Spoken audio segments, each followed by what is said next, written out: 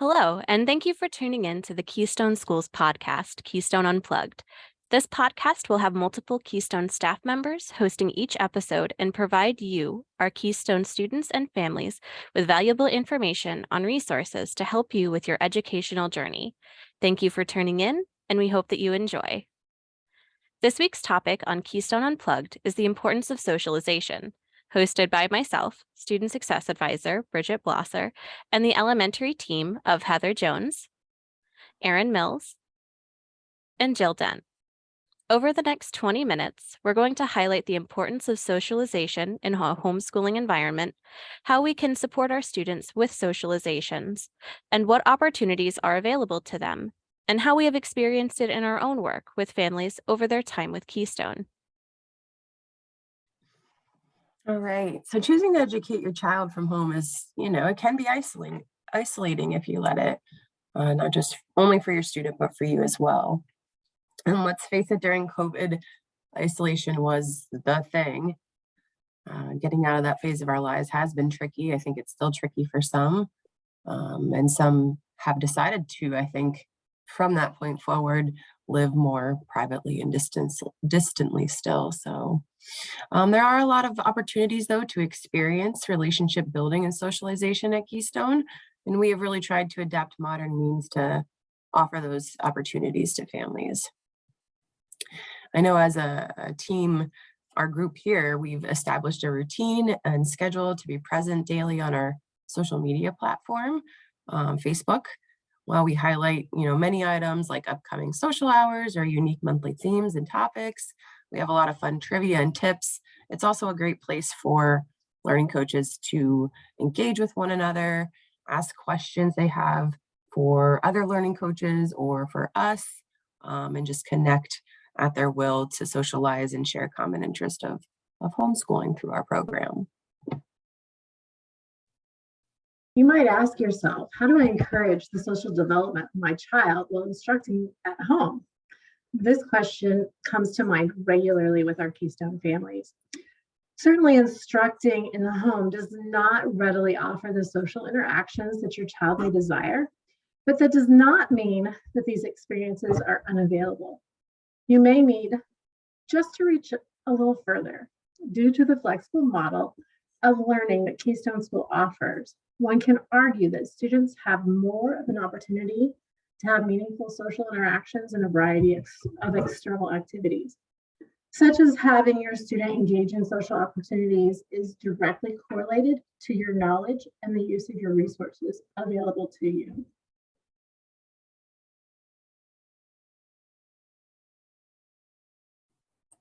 You also have your community around you that can provide a wealth of social interactions for your child. Communities will vary with available opportunities. If you live somewhere small versus somewhere larger, but it's a wonderful place for you and your child to meet other people that are living right in your backyard, kind of doing the same experience as you are. Your community may have youth sports or organizations that your child can join, like baseball, softball, soccer, dance, karate, gymnastics, football. They're all extremely popular sports and might be available nearby you. That is also an option for many of our students to have social interactions. There's both Boy Scouts and Girl Scouts available and are prominent throughout many communities. Mrs. Dent, what are your thoughts? I know you have some school-aged kiddos and you like to venture out into the community. What are some things that you have done or would recommend? Yeah, so I remember long ago there was this stigma attached to homeschooling. And when I first started in this job, people would say, well, what about, isn't that weird? Don't they not get a chance to socialize? How do they make friends? Isn't it isolating? And I remember one specific incident where I was just like a little defensive about it. And you explain the ways that, you can reach out in your community and actually in some ways have a little bit more access to social opportunities throughout the day. It's easy to criticize what we don't understand, but it's become much more, in 14 years, it's become much more common occurrence. So I think there are even more opportunities now and variety. So there's many shared opportunities to accommodate that socialization for everybody. one of the things I did, local libraries, they're a really valuable source of interaction with children, especially for younger students. The local library around here offers a lot of weekly and monthly activities. I remember taking my kids to our local library regularly when they were little. And then during the summer, they would have all sorts of activities, from story time to Lego building to this awesome summer book club that they offered. So that was a good way to get kids to meet friends, and they still interact with these kids. So they'll see them at other events in the community and they'll go, oh, I remember them from, book club. So if you have a local library, that's one way to reach out and kind of connect with other like-minded families. You can reach out to the front desk and just inquire about future events occurring. Actually, our local library has a website and it has the calendar of all the events. So pretty easy and accessible. And depending on your location, you might have, if you don't have a local library, there might be local churches, museums, community centers, like the YMCA. We use the YMCA heavily still, and there are events that are planned in safe and controlled environments. It's been a saving grace for us with the programs they offer, and they've built a lot of friendships with those kids. And once they get older, if it's your thing, you can even go work out as a parent. That's what I like to do. That's my time for myself. The kids socialize, I go work out. I know that if you live in a smaller area, it can be hard. If you're struggling to find opportunities in your area, there's a lot of information online regarding homeschool groups. If you're on social media, Facebook's another good place to kind of search for those things, like different homeschool groups in your area or even virtually. Co-ops, other homeschool resources, they might be available to you locally. We live in a pretty small area and there are homeschool co-ops that are available to even in this small area. So usually there's something close by. Many of those groups have like field trips. They might have experts join them for discussions and different things that learning coaches and students can do together. But be sure to look and research those options in your area because there's a lot out there. It's important to note too that it's difficult to have physical meetings. So we understand that, again, if it's a small area or if you're not comfortable getting out into the community, that's totally fine. There are a lot of options out there virtually when it's not possible to attend a physical social gathering.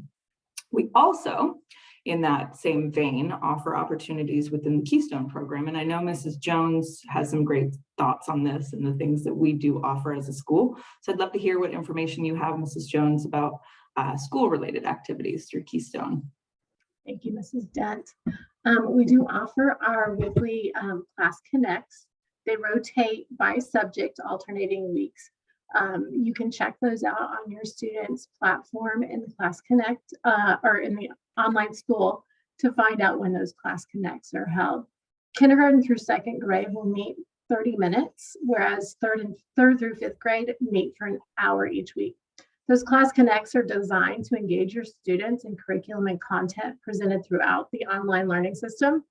The lessons may not be at the same place where your student is learning, but it's a good place to preview or review materials while meeting other students of the same age group. We also host social hours. These meet twice a month, rotating between morning and evening hours. And once a quarter, there is an evening session that's hosted. You can find more information about these sessions in our Sign Up Genius link. Just ask your student support teacher, either myself, Ms. Mills, or Mrs. Dent for that link. The social hours are designed to engage students in fun activities of various projects, summer crafts, arts, science, games, and exercises. And then we also have had some baking and cooking activities. On a middle and high school level as well, I want to highlight our clubs. We have a large variety of clubs that students can join, things from anime and Star Wars to photography and a creative club. These are available for students to join all the way from middle to high school. And we provide a variety of activities, from watching scenes from shows to competitivities where we have specific topics set and students are able to submit their works. It's a really great opportunity for kids to hop in. In addition, each of the clubs meets once a month, so students are able to hop in for that connectivity with other students with the same interests. In addition, we also ourselves have been moved by the opportunities that we've had to meet with families and have a chance to share their experiences with them as they're having them here. And we wanted to take some time to share those and highlight with you what makes Keystone so special for us and why these socialization opportunities are so important. For myself, I have a pretty recent one. I was given the opportunity to help students with our first ever spelling bee at Keystone. We met for practices pretty regularly, and those kids, every single one of them was amazing. Their tenacity and stick-to-itiveness, even when they were given weird words or words they had never heard of, they would laugh at first, but still give it their best attempt every time. And even more than that, they supported each other. I had third grade students who were cheering on middle and high school kids, or middle and high school kids who would cheer on those younger grades and tell them that it was okay and that they wouldn't have gotten that word either. And they did this in the chat room or over the audio. And being able to support each other and providing those words of affirmation and confidence to each other was such an amazing experience. Our kids really are something so special. And this was one of those things that I was so grateful for having been given the opportunity to work with them in that kind of capacity. So for myself, I've been with Keystone going on 3 years now. And over that time, I've developed relationships with learning coaches and their students that started out in the Class Connects or via email. And as the students have progressed through their education here, those relationships have continued to develop even after the students have left my support and moved on to Mrs. Dent or to middle school or even high school. Those connections that we build and develop are not just for the time, they are long-term relationships that we hope to continue to foster as the students move through courses, move through the program. And it's just something that has been super special to me, is to continue to see those kids and the parents learning and growing together.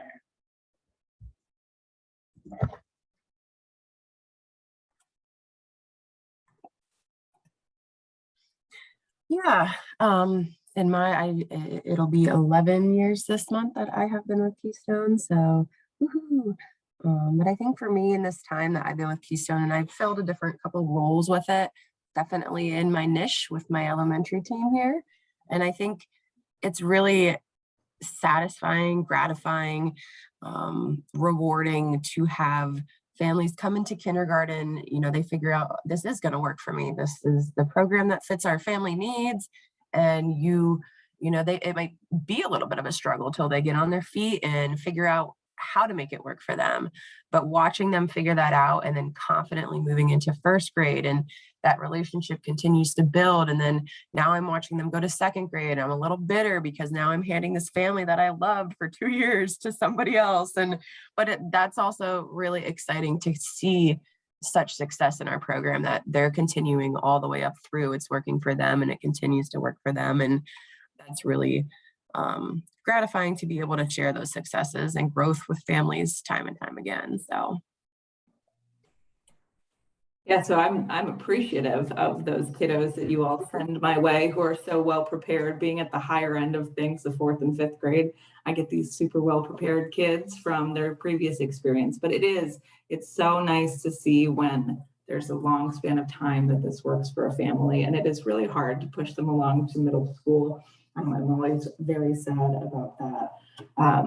But to echo what Mrs. Jones said, I also keep in touch with some families, and I have from, I think it was my very first year, 14 years ago. I think it's 14 years. Yeah. I had twins in my 6th grade when I taught 6th grade, and I'm still in touch with their mom. They've graduated college, they're out in the workforce, and I just love them so much. And it's nice to see them having succeeded, and they went all the way through Keystone. So we didn't have the elementary at that time, but from 6th on, and they're doing a great job. And they're men, and it's very strange that I've been here for that long to see that happen. But and also I just wanted to kind of reflect on the social side of things when Mrs. Jones was talking about Class Connects, social hours, and Miss Blosser was talking about the clubs. I love seeing these kids who develop relationships in their classes. So they're friends, they're talking about things from the past classes, or they're picking up where they left off. So they are creating a friendship and a social time, even in a virtual environment. And one of the things I love to point out to these kids, especially when we talk about time zones or like somebody identifies where they are, is that I'm like, look at how far, you know, our class reaches. We get a chance to make friends with people across the country, across the world. It's pretty cool. So I love that about Keystone, and I feel like more and more we're getting to have that social connection, and I hope our families will continue to use those opportunities. Absolutely. And to close things up for today, I would like to end with a quote from Herman Melville, who said, "We cannot live only for ourselves. 1,000 fibers connect us with our fellow men. Our lives as humans are interconnected, and forging those bonds of friendship and community are important, regardless of age. Taking some time and making a new connection, even if it's something as small as sharing a book or an idea, it's those moments, those people who we carry with us all our lives. Be kind, be compassionate, strive to build the community that you want to live in and be a part of."